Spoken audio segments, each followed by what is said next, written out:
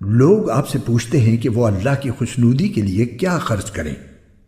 آپ کہہ دیجئے کہ جو مال بھی تم خرچ کرو وہ والدین، قریبی رشتہ داروں، یتیموں، مسکینوں اور مسافروں کے لیے ہونا چاہیے، اور تم بھلائی کا جو کام بھی کرو اللہ اس سے پوری طرح باخبر ہے۔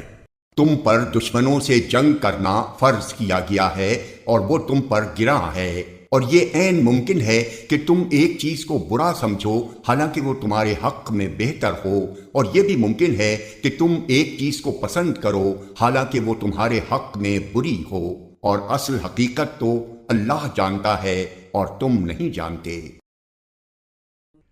لوگ آپ سے حرمت والے مہینے کے بارے میں پوچھتے ہیں کہ اس میں جنگ کرنا کیسا ہے۔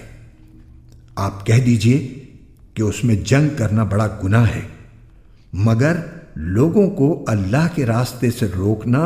اس کے خلاف کفر کی روش اختیار کرنا، مسجد حرام پر بندش لگانا اور اس کے باسیوں کو وہاں سے نکال باہر کرنا اللہ کے نزدیک زیادہ بڑا گناہ ہے،